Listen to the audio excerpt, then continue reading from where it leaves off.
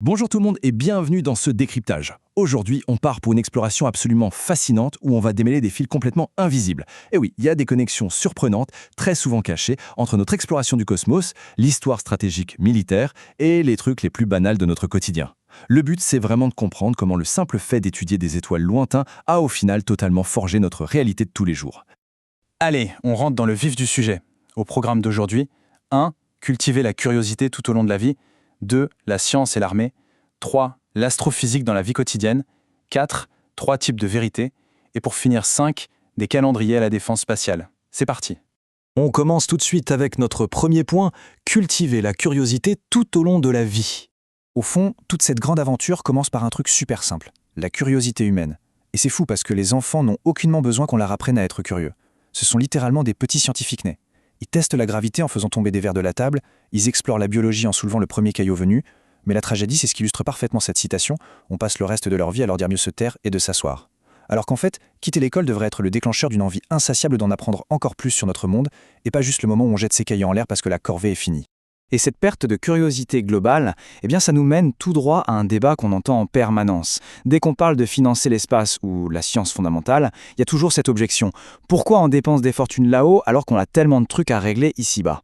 Déjà, il faut remettre les choses dans leur contexte. Beaucoup de gens s'imaginent que des agences comme la NASA engloutissent une part gigantesque des richesses. La réalité, historiquement, ça ne représente qu'à peine 4/10 de 1% du budget fédéral américain. C'est vraiment infime. Et ça illustre brillamment un concept fondamental. Imaginons des humains préhistoriques dans une grotte. L'un d'eux dit « on n'irait pas explorer la vallée d'à côté ?» Les chefs de la tribu refusent net « Non, on doit d'abord régler nos problèmes d'humidité et de feu à l'intérieur de la grotte. » Avec le recul, on voit bien que c'est absurde, parce que c'est justement en sortant de la grotte, en allant vers l'inconnu, qu'on trouve de nouvelles ressources ou de nouvelles solutions pour améliorer la vie de la tribu. L'exploration spatiale, c'est exactement la même logique. Ce qui nous amène à la deuxième partie, la science et l'armée. C'est là que l'histoire prend une tournure vraiment inattendue. Il y a toujours une sorte d'autoroute à double sens entre ceux qui étudient l'univers et ceux qui font la guerre. Prenez le télescope. Au début des années 1600, des opticiens néerlandais inventent le concept. Galilée s'en empare, l'améliore et se met à observer la Lune et les étoiles. Mais juste après ça, qu'est-ce qu'il fait ? Il invite le Doge de Venise en Audim Tour et lui démontre qu'avec ce joujou astronomique, on peut repérer les intentions des bateaux 10 fois plus loin qu'à l'œil nu. La marine vénitienne a immédiatement acheté la technologie. C'est comme ça que l'astrophysique s'est retrouvée, pour toujours, liée à la défense militaire. Et le plus dingue, c'est que ça continue aujourd'hui. Dans les grands laboratoires nationaux, on peut avoir un couloir avec, d'un côté, des astrophysiciens qui calculent comment meurent les étoiles massives, les supernovas, et juste de l'autre côté du mur, dans des labos secrets, des ingénieurs calculent la puissance des bombes à hydrogène. Le secret de Polichinelle, c'est que ce sont exactement les mêmes équations mathématiques. Ils partagent littéralement les mêmes superordinateurs et se retrouvent à la cantine pour discuter de leurs modèles. On passe donc à notre troisième partie, l'astrophysique dans la vie quotidienne. Parce que oui, tout ça ne reste pas enfermé dans des bases militaires ou spatiales. Ça déborde et ça crée les technologies qu'on utilise tous les jours. C'est vraiment le pouvoir de la pollinisation croisée. Pour empêcher la navette spatiale de glisser, on a inventé des pistes ragnurées, qu'on retrouve maintenant sur les bretelles d'autoroute. Les perceuses sans fil, développées pour que les astronautes d'Apollo puissent bricoler dans l'espace sans chercher de prise électrique. Le micro-ondes dans notre cuisine, c'est une conséquence directe de la recherche sur les radars militaires pendant la Seconde Guerre mondiale. Et même l'IRM à l'hôpital, l'outil le plus précis pour voir dans notre corps, ça vient d'un physicien qui essayait de détecter des nuages de gaz invisibles dans l'univers. C'est quand même incroyable, non ? Ce qui est vraiment captivant ici, c'est l'histoire de Hedy Lamarr, une immense star d'Hollywood dans les années 40. En 1941, pour aider l'effort de guerre, elle a co-inventé une technologie hyper complexe appelée l'étalement de spectre. L'idée, c'était de guider des torpilles sous-marines sans que l'ennemi puisse intercepter le signal. Et devinez quoi ?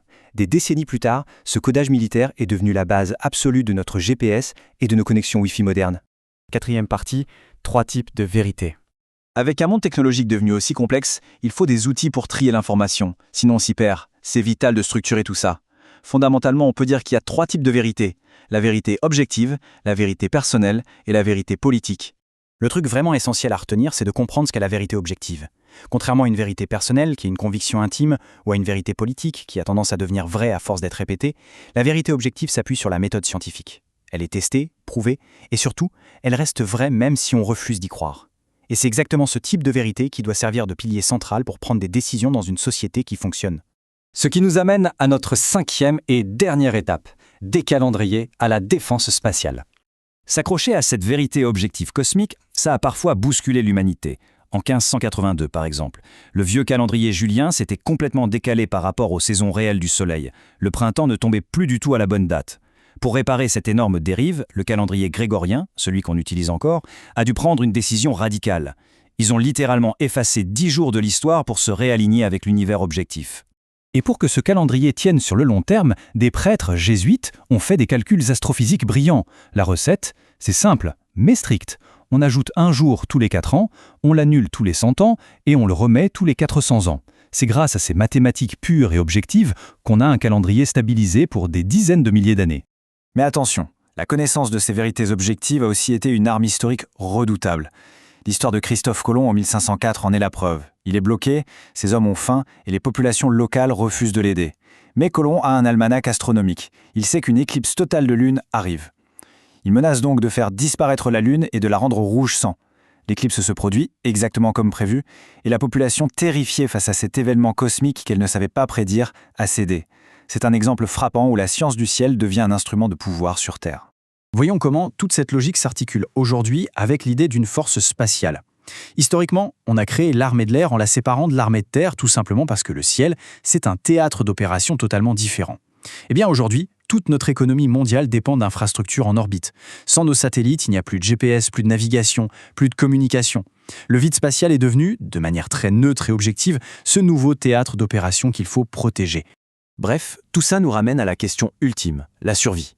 On voit bien qu'il y a une boucle infinie entre notre curiosité d'enfant, nos besoins militaires et notre vie de tous les jours. Alors, quand un danger venu du cosmos se présentera à nouveau, peut-être sous la forme d'un énorme astéroïde, que se passera-t-il ? Est-ce que la curiosité scientifique et l'instinct de défense travailleront encore main dans la main pour repousser les limites de notre espèce ? C'est une sacrée question pour l'avenir. Et c'est là-dessus qu'on termine ce décryptage. Merci d'avoir suivi cette exploration avec nous et continuez à regarder les étoiles.